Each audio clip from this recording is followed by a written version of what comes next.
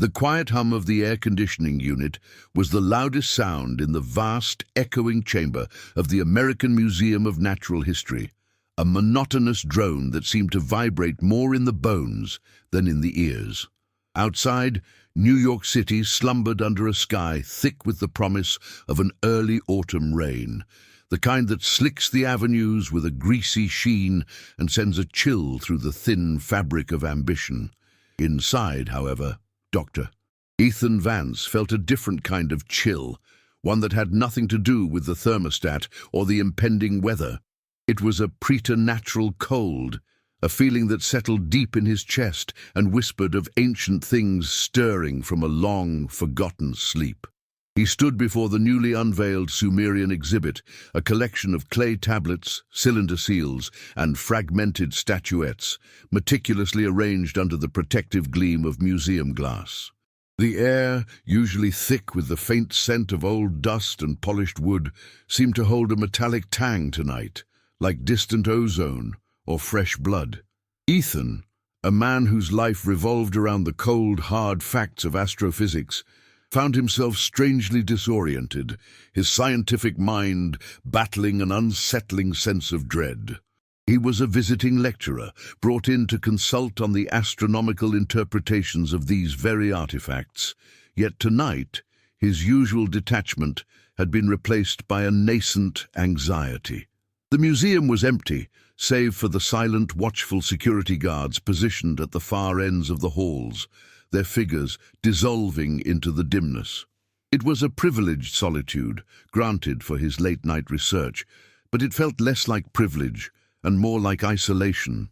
The vast hall, usually bustling with tourists and eager schoolchildren, now felt like a mausoleum, each display a sarcophagus holding secrets that were perhaps better left undisturbed. Ethan ran a hand over his tired face, the stubble rough against his palm. He'd been working too many hours, fueled by lukewarm coffee and the nagging feeling that something monumental was buried within these ancient texts, something his colleagues dismissed as myth. He peered closer at a particular tablet, its cuneiform script a labyrinth of wedges and lines that spoke of creation, of celestial journeys, and of beings who descended from the heavens. He'd translated enough of them to recognize recurring patterns. A planetary body, often depicted with wings or a halo, and towering figures described as those who from heaven to earth came. The Anunnaki. The very name, when spoken aloud, felt heavier tonight, resonant with a power he couldn't grasp. For years, he'd regarded these tales as fascinating cultural artifacts, rich metaphors for early human understanding of the cosmos. But recently, a series of anomalies in deep space observations, coupled with his re-examination of these texts, had begun to weave a disturbing new narrative. A faint tremor ran through the polished floor, a vibration so subtle he almost dismissed it as his imagination, a consequence of fatigue. But then, a low, almost imperceptible hum, distinct from the air conditioning, seemed to rise from the very foundations of the building. It wasn't mechanical. It felt organic, ancient. Ethan's gaze flickered to a large, intricately carved stele, depicting a king presenting offerings to 7 robed figures, each with an unusual, elongated head and eyes that seemed to glow even in the stone. One of them, taller than the rest, held a curious staff-like object tipped with what looked like a miniature, stylized galaxy. His heart gave a sudden, uncomfortable lurch, a jarring thump that stole his breath for a moment. It wasn't just the vibration or the hum, it was a memory, sharp and unbidden, of his grandmother. A woman of stern faith and unsettling stories, she would often speak of star people and a wandering star that brought both destruction and enlightenment. He'd always dismissed her tales as folkloric remnants from her old country, perhaps a touch of dementia in her later years. But now, standing before these Sumerian artifacts, a phrase she used to whisper on stormy nights echoed in his mind, clear as if she were standing right beside him. When the sky weeps blood, and the old gods stir, look to the serpent's eye in the dust. He had no idea what it meant, But the sheer force of the recollection, the vividness of her voice, and the chill that accompanied it, was a potent, unwelcome emotional explosion, shattering his scholarly detachment. It felt less like a memory and more like a premonition, a cold hand closing around his soul, hinting that nothing, absolutely nothing, was ever going to be the same again. If this beginning has already made you rethink what you thought you knew, imagine what's coming next. So go ahead and hit that like button and subscribe to the channel, because here every video reveals something few dare to show. The metallic tang in the air intensified, pressing down on Ethan, making each breath feel shallow and charged. He tried to rationalize it away, perhaps an old electrical conduit, a sudden drop in barometric pressure. But the memory of his grandmother, so potent and visceral, lingered like a phantom limbache, refusing to be relegated to the realm of mere coincidence or an overactive imagination. He was a man of science, of logic, of peer-reviewed journals and observable phenomena. Yet for the first time in his meticulously ordered life, the boundaries of the observable felt thin, porous, as if something vast and unknowable was bleeding through from another dimension. He moved slowly, drawn by an invisible current, towards a series of smaller display cases. Here lay the true gems, artifacts unearthed from ancient Mesopotamian sites, some barely larger than his thumb. Among them, a finely crafted cylinder seal caught his eye. It was old, impossibly old, its surface smoothed by millennia of earth and time, yet the intricate carving remained remarkably preserved. He leaned closer, squinting at the miniature world etched into the dark stone. A central figure, undeniably human in form, yet with an aura of immense power, stood flanked by two smaller winged beings. Above them, a celestial disk, unmistakable in its depiction, hovered. What made Ethan's blood run cold was not the disk itself, but the 14 smaller spheres orbiting it. 12 planets, as understood by Sumerian cosmology, and 2 additional bodies that defied conventional astronomical models. One of these 2, significantly larger than the others, was unmistakably rendered with a serpentine tail, a stark contrast to the perfect spheres of the known planets. He pulled out his phone, a sleek, modern device, and magnified a photo he'd taken earlier of the seal. The detail was sharper now, clearer. The larger serpentine-tailed planet seemed to be on an elliptical orbit, looping inward from the outer reaches of the solar system, approaching the cluster of inner planets.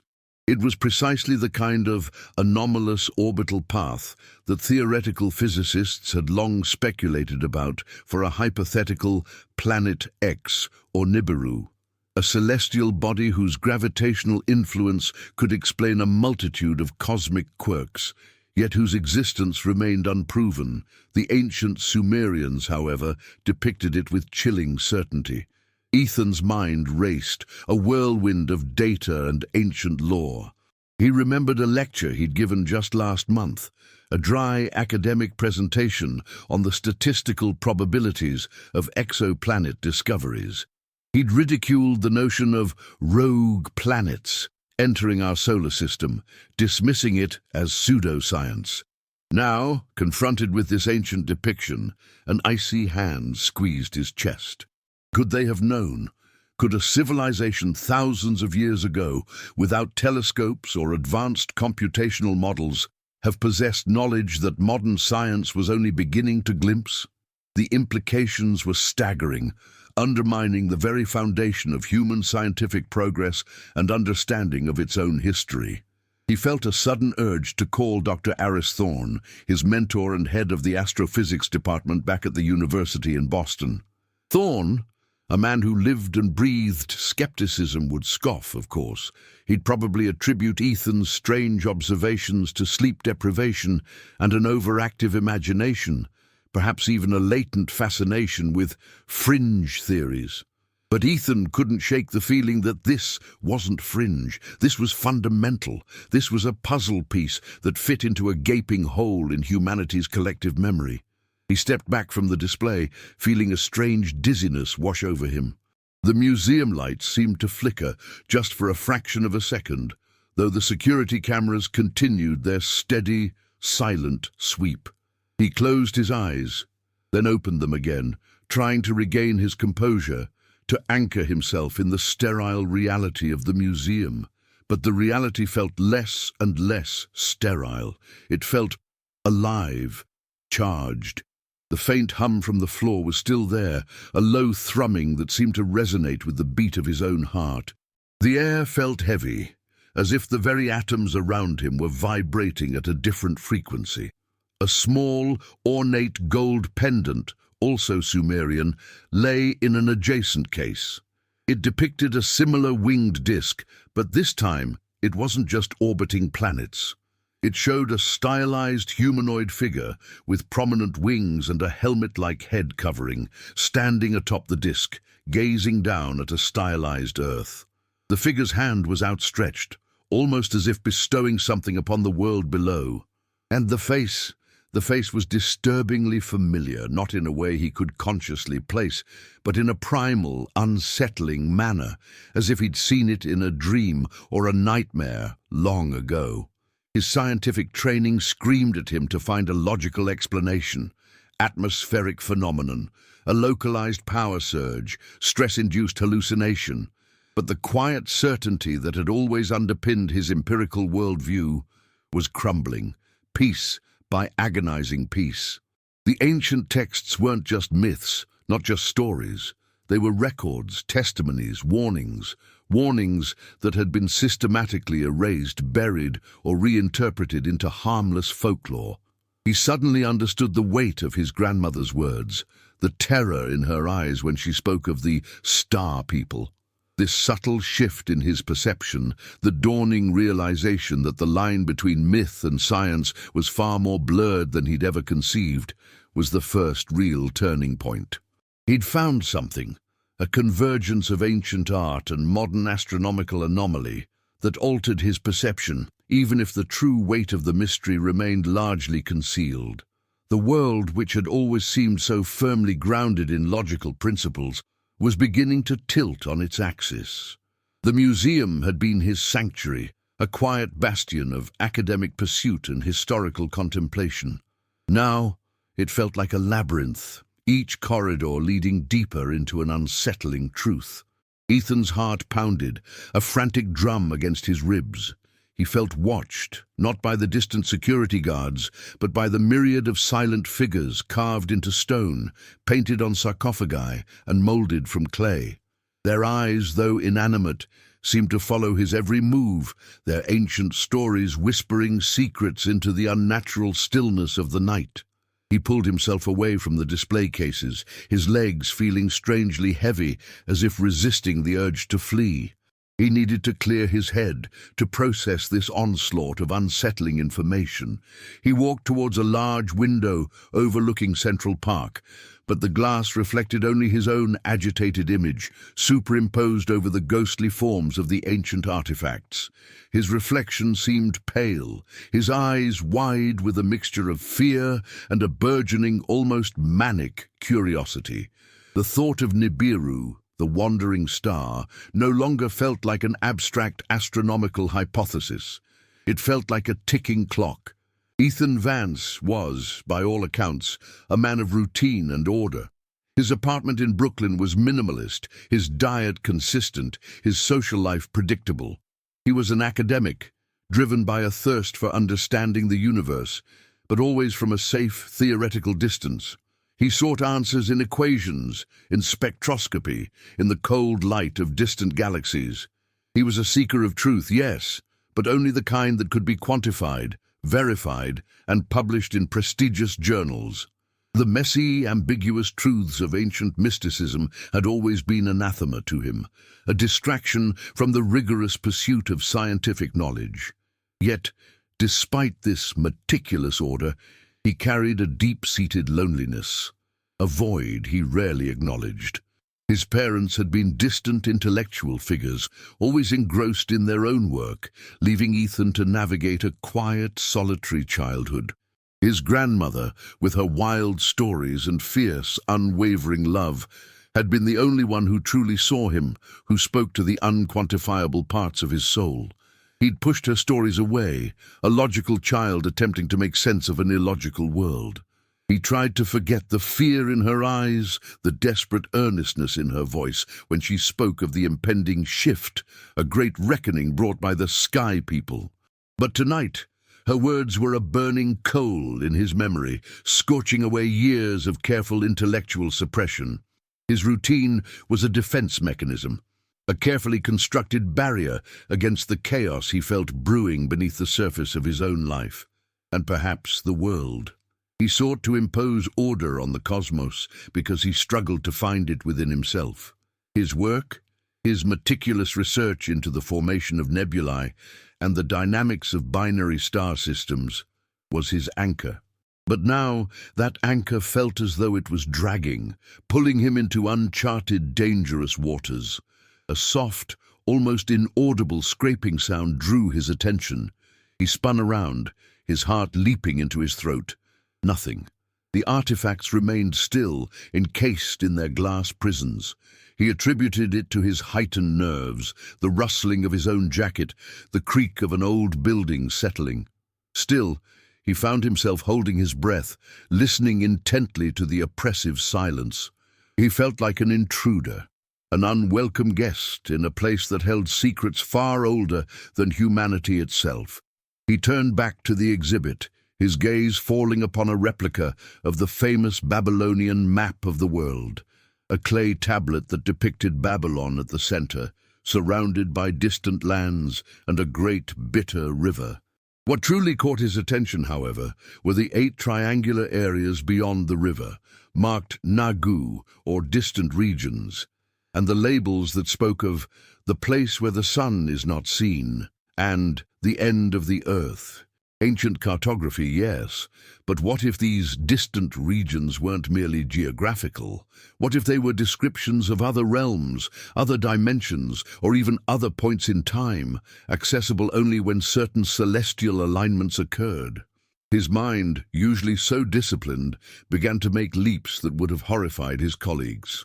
He started connecting the dots, the advanced astronomical knowledge of the Sumerians, the repeated motif of winged deities arriving from the heavens, the enigmatic depiction of Nibiru on the cylinder seal, and his grandmother's unsettling prophecies.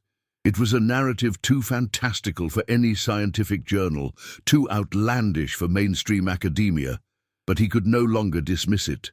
The evidence, subtle but insistent, was accumulating.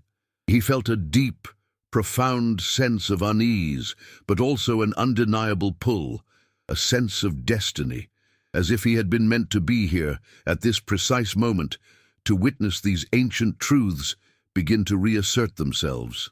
The air thickened around him, pressing in, making his ears ring faintly. The hum from the floor seemed to have intensified, a low, resonant throb that now felt like a heartbeat, slow and immense, beneath the entire city. Then across the vast hall, his eyes locked with those of a security guard. Not one of the usual stoic older men, but a younger, intense individual he hadn't noticed before.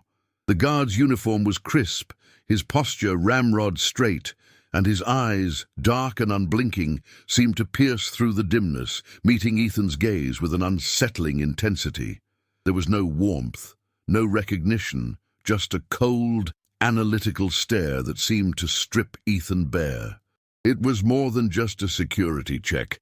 It was an assessment, and in that silent, prolonged exchange of glances, Ethan felt a chill deeper than any museum AC. It was as if the guard had seen something in him, something he himself was only just beginning to comprehend, a knowledge that marked him. That silent exchange of glances, held for only a few seconds, altered the quiet course of his solitary research.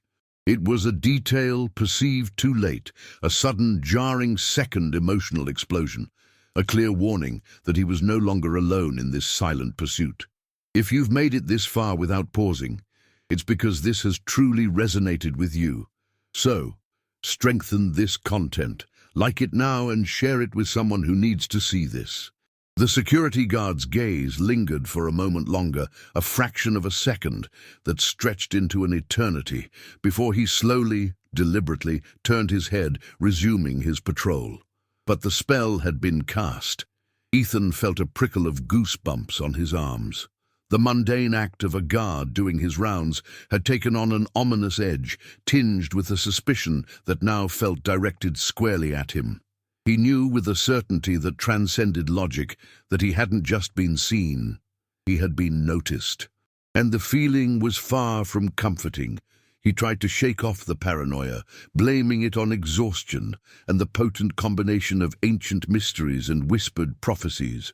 He walked towards the main exit, his pace quickening, eager to escape the suffocating atmosphere of the museum. But as he passed through the grand rotunda, the large central space dominated by a massive dinosaur skeleton, he felt a strange compulsion.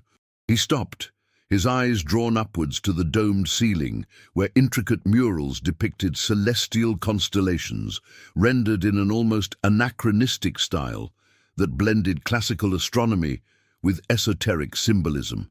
One constellation in particular stood out. It was a familiar one, Orion, but depicted with an unusual appendage, a faint, almost ghostly nebulosity extending from its belt, pointing directly towards a stylized rendering of the Pleiades. He had studied these murals before, dismissed them as artistic license, but now, with the cylinder seal's image of Nibiru and his grandmother's words echoing in his mind, he saw something different. He saw a roadmap, a celestial pointer. What if this wasn't just Orion? What if it was a coded message, an ancient navigational chart left by beings who knew the true architecture of the cosmos, including the path of a wandering planet? He felt a sudden surge of adrenaline, mixed with a profound sense of disorientation. The world outside, the vibrant, chaotic world of New York City, seemed distant, unreal. The museum, with its silent exhibits and watchful shadows, felt like the only reality, a portal to a truth humanity had long buried. He exited into the cool, damp night air, the promise of rain still hanging heavy. The city sounds, distant sirens, the rumble of a subway train, the persistent honk of a yellow cab, rushed in, a jarring cacophony after the museum's tomb-like silence. He hailed a cab, his mind still reeling, processing the sudden, unsettling shift in his worldview. The taxi ride back to his temporary apartment in Brooklyn was a blur. The city lights streaked past like comets, the urban landscape a surreal backdrop to the tumultuous thoughts churning in his mind. He tried to piece together the fragments, the Sumerian texts, the Nibiru depiction, the ominous security guard, his grandmother's warnings, and the strange appendage in the Orion mural. Each piece on its own might be dismissed as an anomaly, but together they began to form a terrifyingly coherent picture, a tapestry woven with threads of forgotten history and cosmic intervention. He unlocked the door to his apartment, the familiar click of the deadbolt a small comfort in the storm of his thoughts. He flipped on the lights, bathing the minimalist space in a harsh yellow glow. His eyes immediately fell on his bookshelf, specifically a section dedicated to ancient civilizations and fringe archaeology. Books he usually kept tucked away, more out of intellectual curiosity than serious study. Now they beckoned, demanding his attention. Books on Zecharia Sitchin, Erich von Däniken, and other controversial authors whose theories about ancient astronauts and the Anunnaki he had always dismissed as sensationalist fantasies. He pulled out The 12th Planet by Sitchin, its cover featuring a crude drawing of the solar system with a rogue planet boldly inserted. He'd read it years ago, scoffed at the premise, and relegated it to the category of interesting but unsubstantiated. Now, as he flipped through the worn pages, his eyes scanned for specific passages, for the Sumerian translations Sitchin claimed supported his theories. The words jumped out at him, those who from heaven to earth came, the great wandering planet, the Lord of the sky. It was all there, uncannily echoing the tablets he'd just seen. He knew, intellectually, the criticisms against Sitchin's work, mistranslations, misinterpretations, the selective use of evidence, but the sheer congruence with what he had personally observed tonight, the unsettling echo in his grandmother's voice, shook him to his core. What if the misinterpretations were not accidental but intentional? What if there was a concerted effort, spanning millennia, to obscure a fundamental truth about humanity's origins? He spent the rest of the night poring over the books, his mind a feverish torrent of information. He cross-referenced names, dates, mythological accounts, and astronomical data. He researched modern astronomical observations, looking for any hint of a large, undiscovered celestial body beyond Neptune's orbit. There had been anomalies, gravitational perturbations that couldn't be fully explained by known planetary masses. Scientists had attributed them to theoretical Planet 9, a distant ice giant, but its existence remained hypothetical. But what if Planet 9 was merely a convenient placeholder, a palatable scientific explanation for something far more ancient, far more significant? What if it was Nibiru finally making its long-awaited return? As the first streaks of dawn painted the sky a bruised purple, Ethan felt a profound shift within him. He was no longer just an astrophysicist, a detached observer of cosmic phenomena. He was a man possessed by a mission, a reluctant archaeologist of forgotten truths. The discovery was larger than any single artifact or text. It was the dawning realization that the ancient world and the modern cosmos were inextricably linked, and that a suppressed history of extraterrestrial intervention, of ancient gods from another planet, was not a myth, but a stark, terrifying reality. This was the moment of Virada II, the major, more forceful discovery that challenged everything he had ever believed. He had found a partial truth, a thread connecting his world to the world of ancient deities, but he still couldn't grasp the full scope of what he was uncovering. The tension, the electric hum of impending revelation, was now a tangible presence in his small apartment. The morning light, usually a gentle herald of a new day, felt intrusive, harsh against his sleep-deprived eyes. Ethan finally pushed away from his desk, the scattered books and notes a testament to a night spent wrestling with the impossible. His mind was a maelstrom of theories, ancient lore, and terrifying implications. The city outside began to stir, its familiar rhythms a stark contrast to the alien truths now swirling in his consciousness. He needed to confirm his suspicions, to find irrefutable proof. But where to start? The museum artifacts were compelling but circumstantial. He needed something more, something beyond ancient interpretations, something that spoke to the present, to the coming shift his grandmother had so often alluded to. His thoughts immediately went to astronomical data. If Nibiru was indeed returning, there would be observable signs, subtle at first, then increasingly undeniable. His first step was to access the university's deep space observation archives. Dr. Thorne would probably question his sudden interest in obscure gravitational anomalies, but Ethan was prepared to invent a plausible academic justification. He had to be careful. Too much enthusiasm for fringe topics could jeopardize his career. But the weight of what he was uncovering felt far more important than any academic standing. He made a strong cup of coffee, the bitter taste a welcome jolt to his system. As he sipped it, he looked out his window at the brownstones and tree-lined streets of Brooklyn. People were already walking their dogs, heading to work, their lives moving along with an innocent unawareness that sent a shiver down his spine. How could they not see it? How could humanity be so blind to the possibility of a forgotten past, a predetermined future? He spent the next few days in a blur, dividing his time between his regular lectures, which now felt utterly trivial, and clandestine research. He delved into astronomical databases, searching for gravitational perturbations in the outer solar system, unusual comet trajectories, or unexplained phenomena that might indicate the approach of a large, undiscovered celestial body. He found dozens of anomalies, most of them dismissed as instrumentation errors or minor, inconsequential fluctuations. But a pattern began to emerge. A subtle, growing gravitational tug in a specific quadrant of the sky, precisely where the Sumerian cylinder seal suggested Nibiru would appear. The data was complex, requiring advanced algorithms and painstaking analysis. He worked late into the nights, his apartment transformed into a makeshift command center, his laptop glowing with charts, graphs, and astronomical projections. He began to see faint, almost imperceptible shifts in the orbits of distant Kuiper Belt objects, movements that defied the gravitational models of known planets.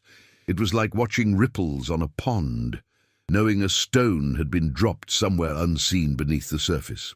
One evening, as he was cross-referencing ancient texts with modern astronomical coordinates, he stumbled upon an old, obscure academic paper from the 1970s. It was a speculative piece, largely ignored by the scientific community, postulating the existence of a dark companion star to our Sun, or a massive rogue planet, based on statistical analyses of comet origins. The paper had been largely discredited, but one diagram, a complex orbital projection, sent a jolt through him. It showed a highly elliptical orbit, almost identical to the path depicted on the Sumerian cylinder seal, and calculated a return cycle of approximately 3,600 years. The same cycle mentioned in the Sitchin texts for Nibiru. This was more than coincidence. It was a terrifying convergence. The descriptions, the cycle, the orbital path, all aligned across millennia, across disparate cultures, across scientific disciplines.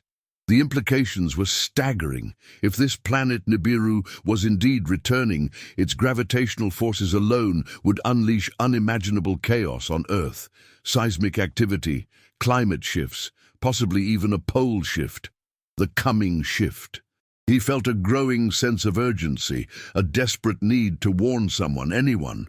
But who would believe him? He was an astrophysicist, not a conspiracy theorist. His reputation would be shattered. Yet the fate of humanity seemed to hang in the balance. He decided he needed a second opinion, someone who, while perhaps not fully convinced, would at least be open to the possibility. His thoughts turned to Dr. Eleanor Reed, a reclusive but brilliant archaeoastronomer he'd met at a conference years ago. She specialized in ancient sky-watching cultures and possessed an unusual openness to unconventional theories. She was based in Arizona, far from the stifling academic orthodoxy of the East Coast. The narrative rhythm was intensifying, each discovery pulling Ethan deeper into the maelstrom. The subtle questions the narrator could pose here would be about the nature of belief, the suppression of knowledge, the thin veil between myth and reality. How much of our history is truly ours, and how much has been carefully curated for us? Are we ready to confront a truth that shatters our understanding of who we are? His phone vibrated, pulling him from his thoughts. It was a text from an unknown number. "The eye of the serpent watches. Be careful, Dr. Vance. They know you're looking." His blood ran cold. He tried to call the number back, but it was disconnected. A burner phone, untraceable. Who was they? The security guard from the museum? Or something far more pervasive, far more ancient? This was the third emotional explosion, a stark realization that he was not just uncovering secrets, but that his pursuit had been noticed. A silent, unseen network was aware of him, and the implications were terrifying. A secret had been revealed, not by him, but to him at the worst possible moment. His quest was no longer hidden. If you've made it this far without pausing, it's because this has truly resonated with you. So, strengthen this content, like it now, and share it with someone who needs to see this. The text message, a phantom whisper in the digital ether, sent a jolt of icy fear through Ethan's veins. "They know you're looking." The words echoed his own burgeoning paranoia, confirming his darkest suspicions. He wasn't alone in this. but not in a comforting way. He was being watched, monitored. The vast, shadowy forces that had guarded these ancient secrets for millennia were now aware of his intrusion. The air in his apartment, moments ago merely stale, now felt charged with unseen eyes, heavy with a silent threat. He immediately deleted the message, then cleared his phone's call history. A futile gesture, he knew, but a primal urge to erase the digital footprint of danger. He peered through his window, scanning the street below. Every parked car seemed to hold a potential observer, every passerby a possible agent. The vibrant tapestry of city life now appeared sinister, each shadow a lurking menace. His carefully constructed world of academic certainty was crumbling, replaced by a chilling reality of surveillance and ancient conspiracies. He needed to get to Arizona. Eleanor Reed was his best, perhaps only, hope. He booked a red-eye flight, an impulsive decision fueled by fear and an insatiable hunger for truth. He packed a single duffel bag, grabbing only essentials, a few changes of clothes, his laptop, and a small, worn photograph of his grandmother, her eyes kind but knowing, a silent guardian against the encroaching darkness. He felt a desperate urgency, a need to outrun the unseen forces, to reach someone who might understand before it was too late. The flight was a blur of fluorescent lights and recycled air. Ethan tried to sleep, but his mind raced, replaying every detail, every unsettling discovery. He thought of the Sumerian tablets, the cylinder seals, the cryptic messages in the museum's ceiling. He thought of Nibiru, a colossal, wandering planet, a harbinger of change, its return woven into the very fabric of human mythology. What if the legends weren't just cautionary tales, but meticulously crafted warnings, designed to survive the ages, waiting for the precise moment of their fulfillment? He landed in Phoenix before dawn, the desert air a stark, dry contrast to the humid chill of New York. The sprawling city slowly came to life under a sky painted with fiery hues of orange and purple. He rented a car, a nondescript sedan, and began the long drive north towards Sedona, where Eleanor Reed maintained her secluded home and research facility. The landscape rapidly transformed, the urban sprawl giving way to vast, empty stretches of desert, punctuated by towering saguaro cacti and ancient rust-colored rock formations. The silence of the desert was profound, broken only by the hum of his tires on the asphalt, a silence that felt ancient, primordial, as if the very land held untold secrets. He found Eleanor's compound nestled amongst the red rocks, a modern, eco-friendly structure that blended seamlessly with the natural environment. Solar panels glinted in the rising sun, and a faint scent of pinon pine hung in the crisp air. As he approached, a sleek black SUV, tinted windows reflecting the dawn, sped away from the property, kicking up a plume of red dust. Ethan's heart hammered. Had they been here? Had he been too late? He parked his car and cautiously approached the front door. It was unlocked. He pushed it open slowly, revealing a large, open-plan living space filled with books, maps, and an array of strange, ancient instruments. The scent of sage and something else, something metallic and burnt, hung heavy in the air. "Eleanor," he called out, his voice echoing in the quiet space. A figure emerged from a back room, a tall woman with striking silver hair pulled back in a severe bun. Dr. Eleanor Reed. Her eyes, usually sharp and inquisitive, were clouded with worry, and there was a tremor in her hands as she clutched a steaming mug. "Ethan," she said, her voice raspy, "you got my message." "What message?" Ethan asked, confused. He hadn't received one. Eleanor's eyes widened, a flicker of fear crossing her face. "The one telling you not to come. Not yet. They were just here." She gestured vaguely towards the door. "They were asking about you, about your research into Nibiru." Ethan felt a cold wave wash over him. His blood ran to ice. The text message hadn't been from them warning him. It had been from Eleanor, a warning he never received, intercepted. The black SUV, it all clicked into place. These forces, whatever they were highly organized, deeply entrenched, and far more powerful than he could have imagined. They had infiltrated academic institutions, monitored communications, and now they were actively interfering with his attempts to seek help. This was the moment of Virada 3, the great turning point around 60% of the story. Ethan realized with a sickening clarity that he was involved in something far, far larger than he had ever imagined. He understood that silent forces were watching him, entities silently guiding his steps or pushing him towards something inevitable. The story, from this point, became darker, deeper, more profoundly revealing. The desert wind, carrying the scent of red dust and distant sage, whipped around Ethan, a stark contrast to the sudden, suffocating chill that had settled in his heart. Eleanor's words, "They were asking about you," resonated with an ominous finality. He wasn't just an academic researcher stumbling upon an inconvenient truth. He was a target. The quiet pursuit of knowledge had twisted into a perilous game, and he was undeniably caught in the crosshairs of an ancient, powerful entity. Eleanor led him to a small, cluttered office, her movements stiff, her gaze darting nervously towards the windows. The room was a labyrinth of books on ancient astronaut theories, forbidden histories, and esoteric astronomy. Maps of the constellations were tacked to the walls, many with annotations in a language Ethan didn't recognize, symbols interwoven with astronomical charts.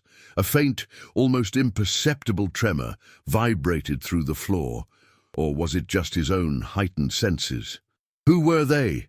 Ethan demanded, his voice low and urgent.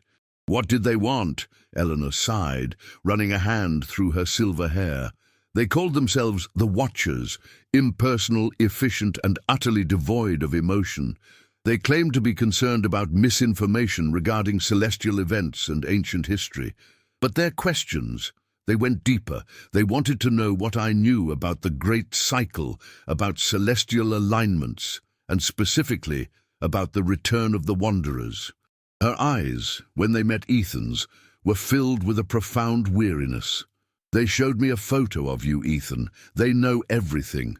Your research, your movements, even your late-night visit to the museum." Ethan felt a surge of cold fury mixed with a primal fear. His life, his privacy, had been utterly compromised. "The text message," he said, "the one I didn't get, that was you warning me?" Eleanor nodded, her lips pressed into a thin line. "I sent it the moment they left, using a disposable burner. I knew they'd be tracking my usual comms. I just didn't expect them to move so fast. They're more organized than I thought." She paused, her gaze distant, staring at something beyond the walls. "They also showed me something else, Ethan. A symbol." She pulled a weathered leather-bound journal from a hidden compartment in her desk. The cover was blank, worn smooth by age. Inside, she opened to a page filled with sketches and arcane symbols. She pointed to one, etched in careful detail. A winged disc, strikingly similar to the one on the Sumerian cylinder seal, but with an added feature. A single, prominent eye at its center, radiating lines of light.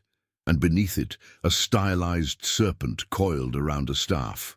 "They had it on a pendant," Eleanor explained, her voice barely a whisper. "Silver, cold, heavy. They didn't say what it meant, but their eyes held a strange glint when they showed it to me, like a silent threat." Ethan recognized the symbol immediately. It was similar to the celestial disc from the Sumerian seals, the one depicting Nibiru. But the eye and serpent motif added a chilling layer of meaning. His grandmother's words came flooding back. "When the sky weeps blood and the old gods stir, look to the serpent's eye in the dust." The symbol, the phrase, the watchers, it was all converging, forming a tapestry of undeniable, terrifying truth. "This is bigger than just a rogue planet, isn't it?" Ethan asked, his voice strained. Eleanor nodded slowly. "Much bigger, Ethan. The Anunnaki weren't just gods who came down from the heavens. They were genetic engineers, architects of human civilization.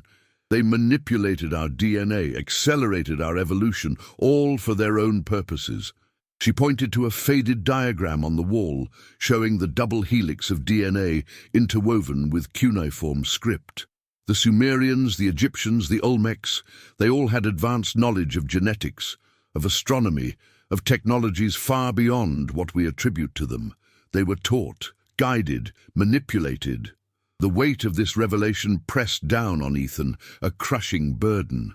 Humanity wasn't the product of random evolution or divine creation, as taught by conventional religions. It was an experiment, a carefully cultivated species, engineered for a purpose he couldn't yet fathom. The idea was horrific, yet it explained so many inconsistencies, so many unanswered questions in anthropology, in history, in the very fabric of human belief systems. The missing link wasn't just missing, it had been surgically removed, replaced by something alien. He spent hours with Eleanor, sifting through her mountains of research. She showed him ancient star charts that accurately predicted the precession of the equinoxes thousands of years in advance, intricate calendars that tracked celestial cycles far beyond Earth's immediate vicinity, and obscure texts speaking of life-giving waters and star seeds.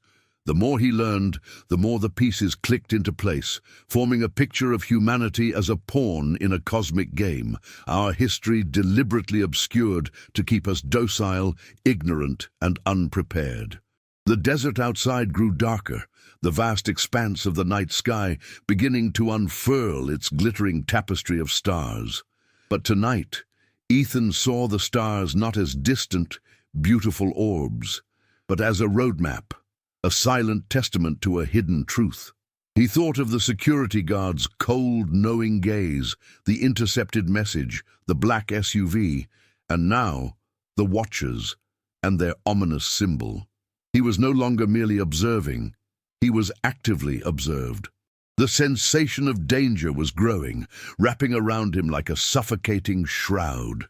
He knew, with absolute certainty, that he was walking a path from which there was no return. The protagonist was now deep in a heavy emotional moment. Fear, confusion, shock. The narrator could turn this into the fourth emotional explosion here. If you've made it this far without pausing, it's because this has truly resonated with you. So strengthen this content, like it now, and share it with someone who needs to see this.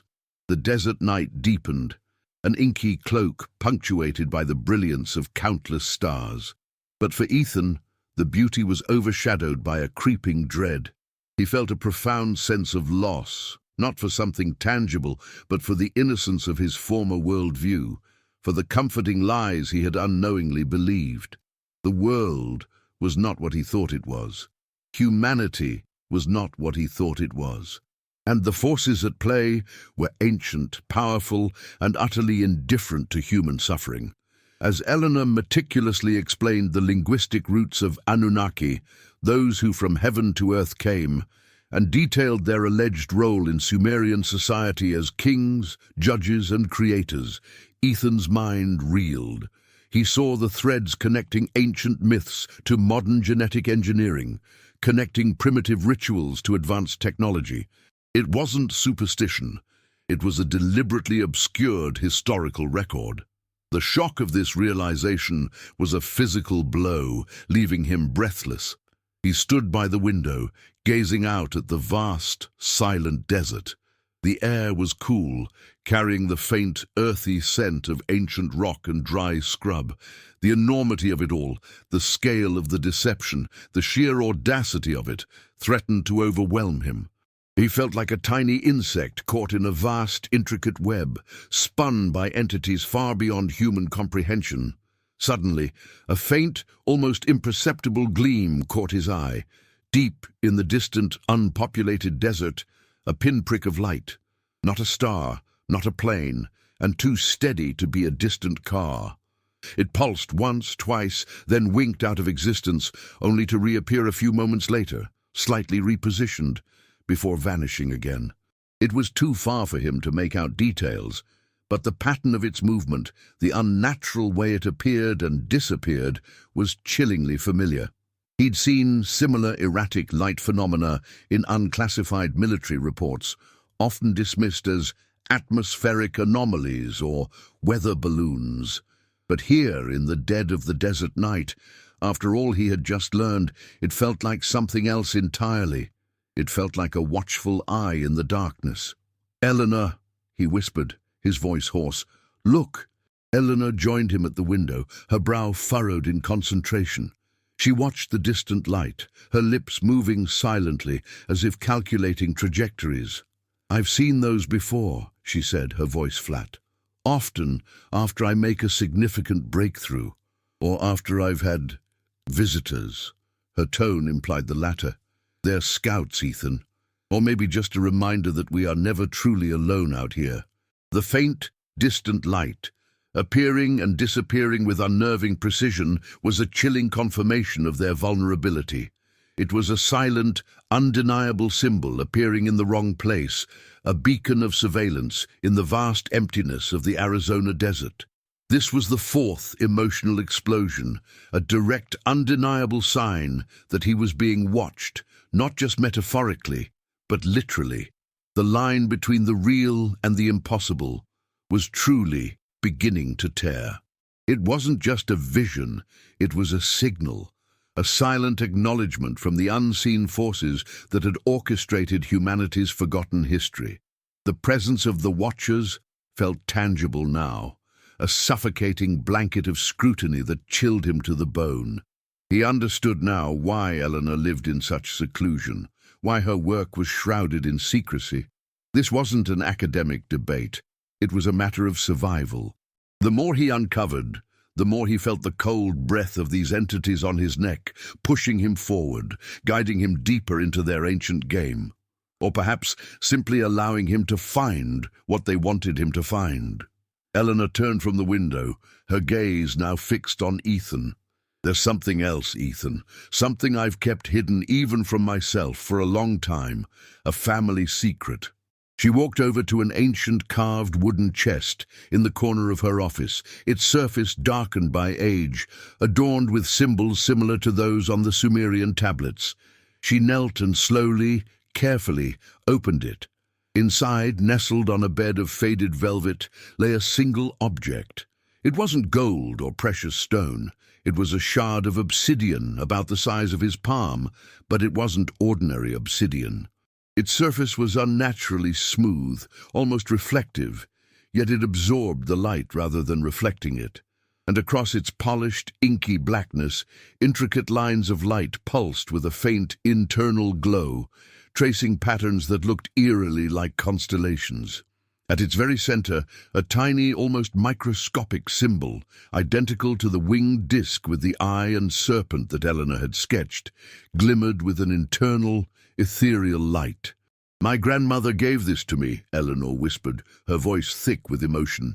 "She called it a star stone, said it was a key to understanding what was and what will be, said it was from the first ones." She held it out to Ethan. The air around it felt strangely cold, almost vibrating. Ethan hesitated, then reached out, his fingers trembling slightly.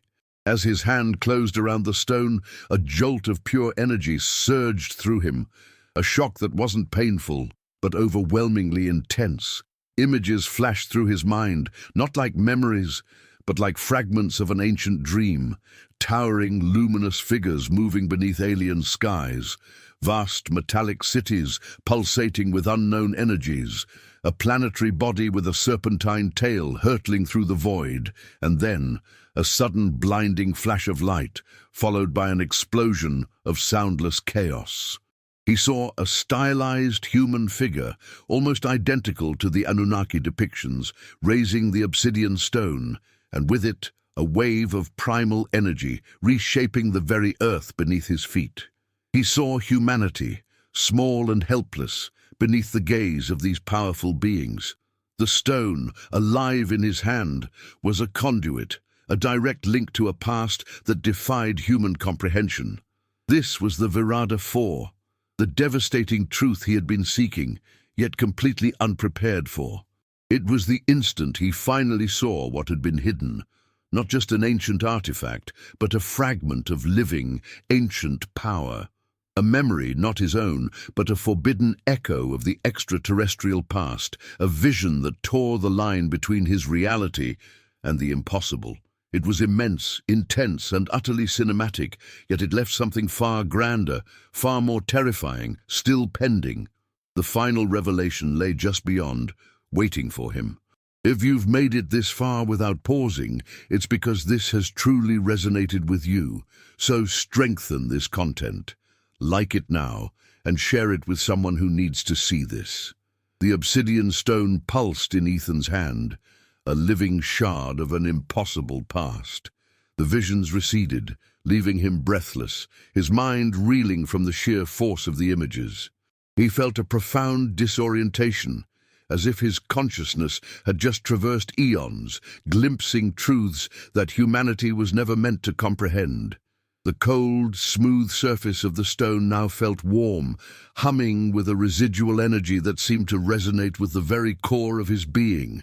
Eleanor watched him, her eyes wide with a mixture of fear and profound understanding. "You saw it, didn't you?" she whispered, her voice barely audible. "The first ones, their world, their power." Ethan could only nod, his throat tight, his voice lost somewhere between the shock and the overwhelming revelation.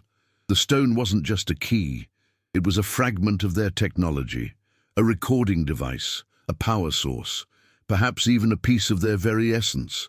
The images he saw weren't just mental projections, they felt like direct memories, imprinted onto his consciousness by the stone itself. He had touched a truth that transcended human understanding of time and space. The room, once Eleanor's sanctuary, now felt charged with the echoes of ancient power. The distant desert, usually a symbol of vast emptiness, now seemed to pulse with unseen energies, the faint light of the scouts, a constant reminder of the surveillance.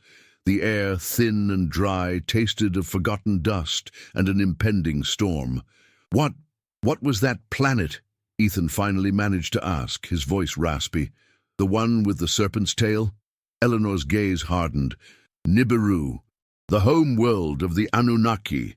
It's not just a planet, Ethan. It's a mobile command center, a celestial vessel, and it's on its way back." The word struck Ethan like a physical blow. A civilization residing on a planet that traversed the cosmos, returning to Earth every 3,600 years. The implications were mind-boggling. They weren't just visitors. They were overseers, architects, manipulators, and humanity, in its arrogance, had forgotten its true creators, its true masters. He looked at the starstone again, its internal light shimmering with an unnerving beauty. He realized it wasn't just showing him fragmented memories, it was awakening something within him, a dormant part of his own genetic code, perhaps an ancient connection to the very beings who had forged humanity. His grandmother's words echoed again, "Look to the serpent's eye in the dust." The symbol on the stone, the winged disc with the serpent and eye, was a direct reference, a coded message from a forgotten era. "They want to stop the shift," Ethan said, a sudden clarity washing over him. "The Watchers. They're not just trying to suppress information, they're trying to prevent something, to maintain the status quo." Eleanor shook her head. "Not entirely. The Watchers are a splinter faction, Ethan. Descendants, perhaps, or loyalists. They believe they are protecting humanity from chaos, from a truth they deem too destructive for us to bear. But there are others, older, more powerful entities, those who are actively working towards the return, towards the coming shift." The conspiracy was far more intricate than he had ever imagined, not just a suppression of history, but a cosmic power struggle, playing out on Earth and across the solar system, with humanity as the unwitting prize. The ancient prophecies, the warnings of cataclysms and new eras, were not mere metaphors. They were strategic predictions, perhaps even directives. "The stone," Ethan asked, holding it up, its light throbbing faintly. "What does it do? Why did my grandmother call it a key?" "It's a conduit," Eleanor explained, her voice gaining a newfound intensity. "It amplifies certain frequencies, resonates with specific celestial alignments. It's a key to ancient sites, a means of activating dormant technology, perhaps even a way to communicate across vast distances. She pointed to a faded, intricate map on her wall, depicting ley lines crisscrossing the globe, converging on specific points. The Great Pyramid of Giza, Stonehenge, Pumapunku, Teotihuacan. These are not just ancient monuments, Ethan. They're power nodes, energy conduits, built according to specific astronomical alignments. And the Starstone, it can activate them. The revelation was staggering. The ancient megalithic structures, once thought to be primitive feats of engineering, were now revealed as components of a planetary energy grid, built by the Anunnaki for purposes unknown. And the Starstone was the master key, capable of unlocking this dormant power. The atmosphere in the room felt thick, heavy with the weight of this knowledge. The very air seemed to hum with suppressed energy, waiting to be unleashed. Ethan understood now. The coming shift wasn't just a natural celestial event. It was an orchestrated return, a deliberate re-engagement by the Anunnaki, and the ancient sites were part of their grand design. He was holding a piece of that design in his hand, a powerful, sentient artifact that had chosen him. If you've made it this far without pausing, it's because this has truly resonated with you. So, strengthen this content, like it now, and share it with someone who needs to see this. The obsidian starstone vibrated in Ethan's hand, a silent, powerful hum that seemed to resonate deep within his bones. The desert outside was no longer just a landscape. It was a canvas upon which the universe was preparing to paint a new, terrifying reality. The weight of the revelations pressed down on him, a crushing truth that threatened to shatter his very perception of existence. He felt a profound sense of responsibility, mixed with an overwhelming dread. If the Starstone can activate these sites, Ethan mused, his voice still hoarse, then what's the purpose? What happens when they're activated, and why now? Eleanor walked over to a large corkboard covered with intricate diagrams and faded photographs. She pointed to an image of a Sumerian temple, its ziggurat reaching towards the heavens. The Anunnaki are masters of energy manipulation. These sites, these power nodes, as I call them, were designed to tap into Earth's natural energy grid, amplifying and channeling it. For what purpose? To create portals, perhaps? To terraform the planet? Or, as some texts suggest, to prepare the Earth for the arrival of Nibiru? Ethan's mind raced. Portals, terraforming, preparation for arrival. These were not the actions of benevolent gods, but of cosmic conquerors, planetary engineers. The stories of ancient floods, of sudden shifts in climate, of humanity being reseeded after cataclysms. They weren't divine interventions. They were planned events, part of a grander, more terrifying agenda. He stared at the starstone, its internal light mirroring the distant stars. It felt strangely sentient, as if it was guiding his thoughts, pushing him towards an inevitable conclusion. He thought of his grandmother again, her cryptic warnings, her unwavering belief in the star people. She hadn't been delusional. She had been a custodian of forbidden knowledge, a member of a lineage that had guarded the truth for generations. He felt a pang of regret for dismissing her, for choosing logic over the wisdom of his ancestors. The coming shift, Eleanor continued, her voice grave, is more than just Nibiru's return. It's a culmination, a resetting. The Anunnaki consider humanity their property, their creation, and when the cycle completes, they return to assess their experiment, to reclaim what they believe is theirs. The idea was horrifying. Humanity, a grand experiment cultivated for unknown purposes, now facing a judgment day orchestrated by its alien creators. The chilling implication was that the Anunnaki weren't merely returning. They were returning to reassert control. Ethan's grip tightened on the starstone. He felt a strange tingling sensation, a warmth spreading from his palm up his arm, settling in his chest. Images flickered again, not as intense as before, but clearer, more focused. a vast swirling vortex of energy emanating from the Great Pyramid, a silent hum emanating from Stonehenge, a blinding light erupting from the monolithic structures of Puma Punku. He saw shadows, colossal and silent, moving within these energy fields, figures that defied human description, their forms shifting, indistinct, yet undeniably powerful. These were the true gods, the entities that Eleanor had referred to as the older, more powerful ones, orchestrating the return, preparing the way. This internal vision, this direct connection to the ancient power grid, was the true devastating truth. The Starstone was not merely showing him the past, it was revealing the present, the unfolding future. It was the instant he finally saw what was truly hidden, a network of living, ancient power, ready to be activated, poised to reshape the world. This was his access to a devastating truth. Turn 4, around 80%. He was seeing the ancient gods, not as statues or myths, but as an active, living force. The artifact was alive, the memories forbidden, the past extraterrestrial, and the full extent of this truth was unfolding before his very eyes. This great, intense, cinematic revelation still left something greater pending, the final confrontation, the actual shift. The desert night seemed to hold its breath, anticipating a cataclysm.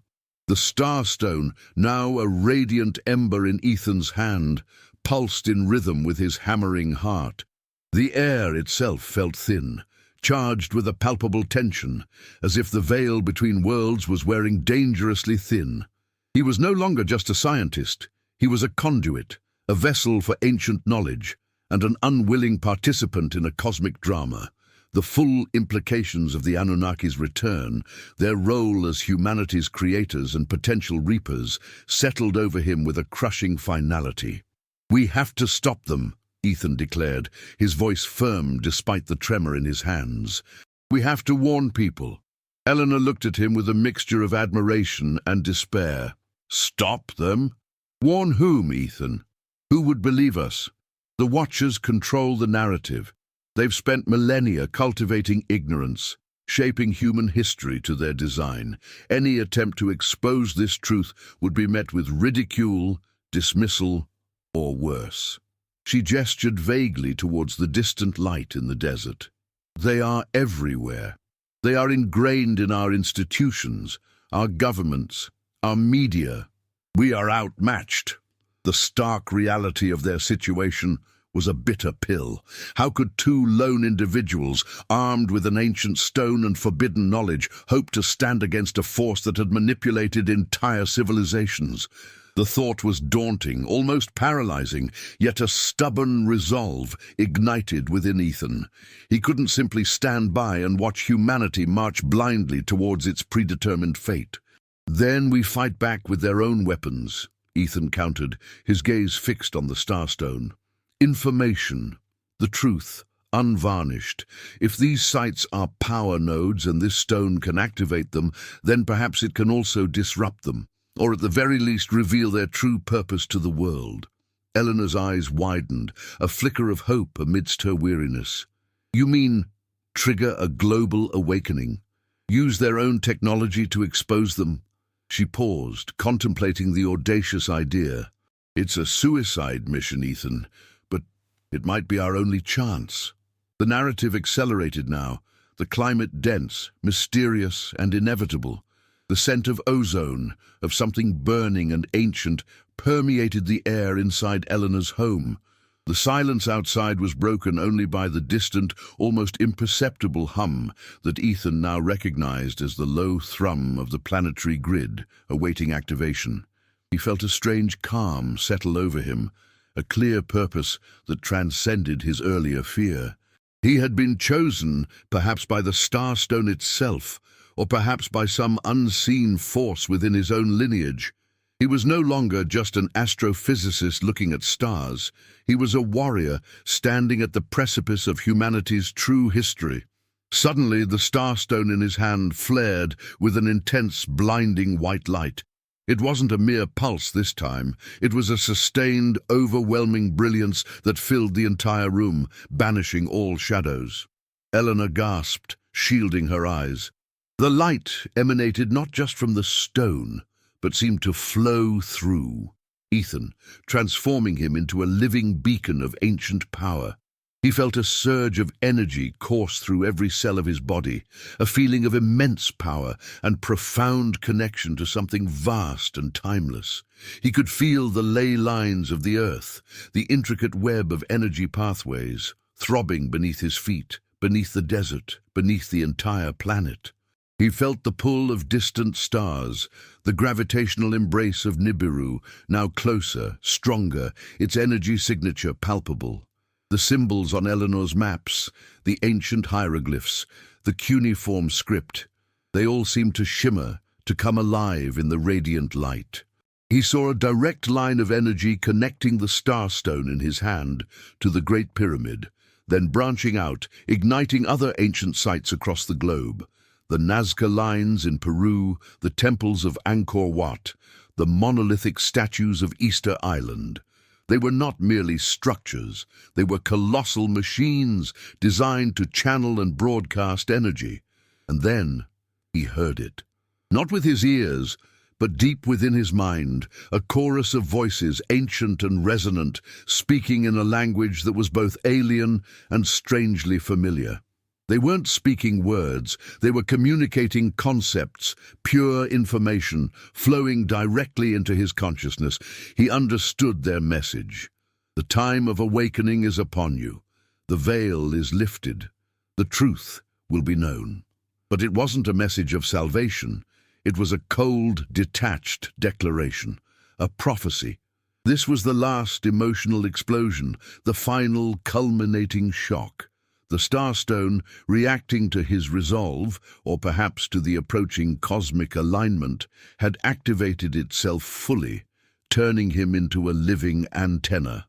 The voices, the pure influx of information, the feeling of the Earth's energy grid igniting, it was an overwhelming, terrifying experience. It was a gesture he made without fully understanding why, a decision to embrace the power and the terrifying truth that was now irrevocably his. If you've made it this far without pausing, it's because this has truly resonated with you. So, strengthen this content, like it now, and share it with someone who needs to see this. The white light enveloping Ethan slowly receded, leaving behind an afterimage burned into his retinas and a profound, indelible change within his very being. The starstone still hummed in his hand, a vibrant, glowing ember, but the intense, blinding energy had coalesced, leaving him with an expanded consciousness, a mind now capable of perceiving the invisible threads that wove reality together. He could feel the Earth's energy grid like a living pulse vibrating beneath his feet, a vast, sentient network awaiting its final activation. Eleanor, her eyes still wide, stared at him, a mixture of awe and fear etched on her face. "Ethan," she whispered, what just happened?" He looked at her, his gaze clear, filled with a newfound certainty. "I understand now, Eleanor. The Starstone isn't just a key, it's a communication device, a data archive, and an activation trigger. It was placed here long ago for this very moment, to connect with us, to prepare us, or to be activated by us." He paused, his gaze drifting to the distant light still flickering in the desert. "The Anunnaki, they aren't just coming back to rule, they're coming back to harvest." The word hung in the air, chilling them both to the bone. Harvest. Not resources, not gold, as some theories suggested, but something far more precious, far more insidious. Knowledge, energy, consciousness, perhaps even a specific genetic strain that was their ultimate goal.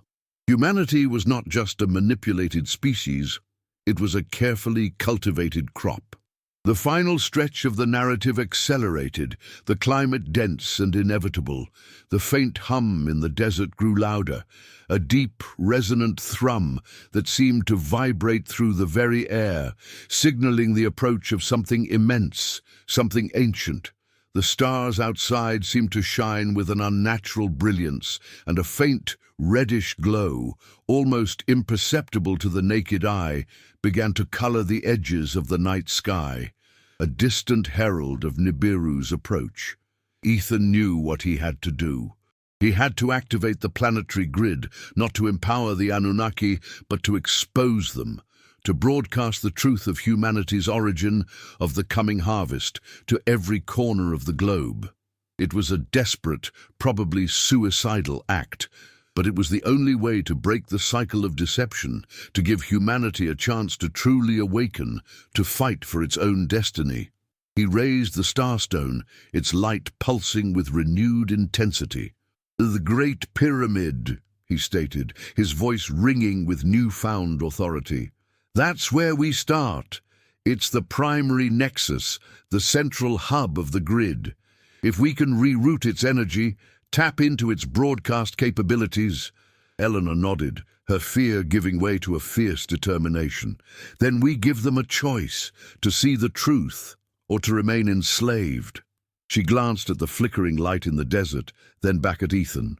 "They'll come for us, Ethan, the moment we try to activate it. And then we make sure the message gets out before they silence us," Ethan retorted, his eyes burning with resolve. This was it, the point of no return. As he looked at the starstone, a final profound vision flashed through his mind. Not a memory, but a future possibility. He saw the sky weeping blood, not literal blood, but the fiery hues of a cosmic storm as Nibiru drew closer.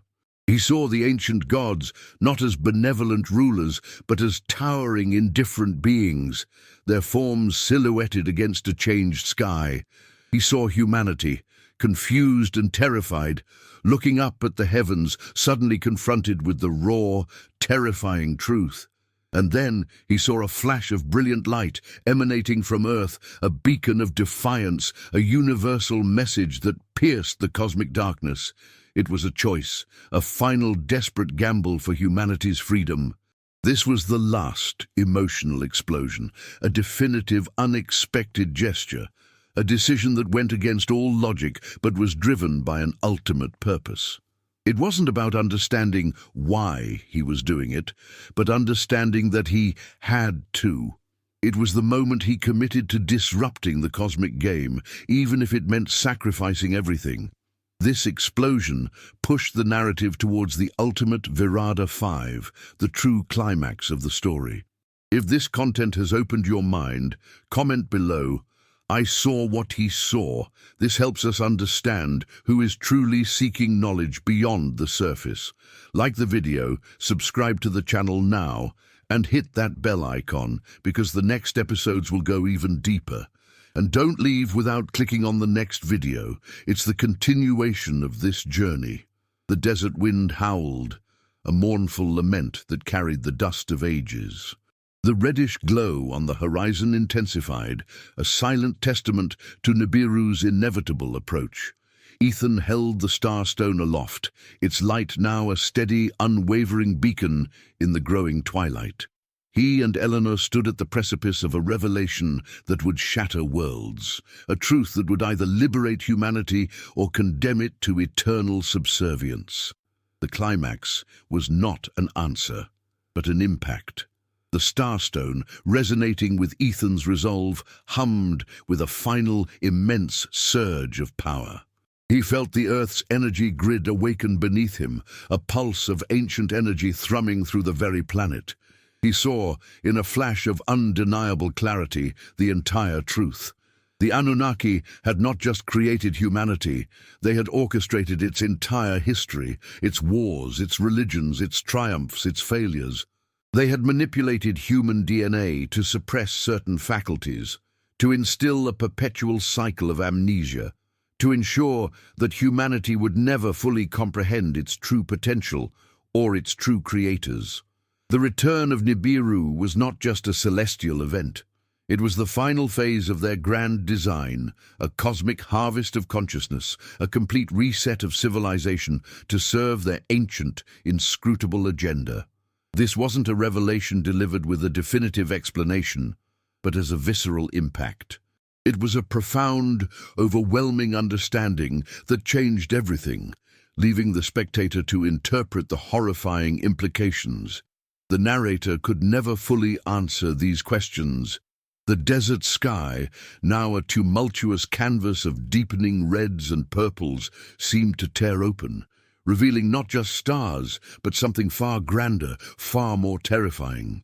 A distant, colossal shadow began to emerge from the cosmic darkness, a planetary body unlike any known, its surface scarred by ancient energies, its presence radiating an ancient, undeniable power. It was Nibiru, the wandering star, the homeworld of the Anunnaki, finally making its triumphant, terrifying return. The fate of humanity hung in the balance, a tiny species caught between the cosmic machinations of its creators and the dawning, terrifying truth of its own forgotten past. The starstone flared one last time in Ethan's hand, a silent explosion of light and knowledge, a final desperate gamble to awaken a world that had slumbered for millennia. The narrator closes slowly, leaving questions hanging in the air, suggesting that this story is merely a fragment of something infinitely larger. And so, the veil begins to lift, not with a gentle whisper, but with a cosmic roar. What will humanity choose when confronted with the truth of its own creation? Will it succumb to the ancient lords returning from Nibiru, or will it find the strength within its engineered heart to defy its creators and forge its own destiny? The shift is here. The game has begun. And the answer, my friends, is not for me to give, but for you to find as the universe itself prepares to reveal its deepest, darkest secrets. Escriva in the comments, "I saw what he saw." Subscribe to follow the next chapters of this forgotten truth. If this story moved you, leave your like. This shows that you are ready to hear what comes next.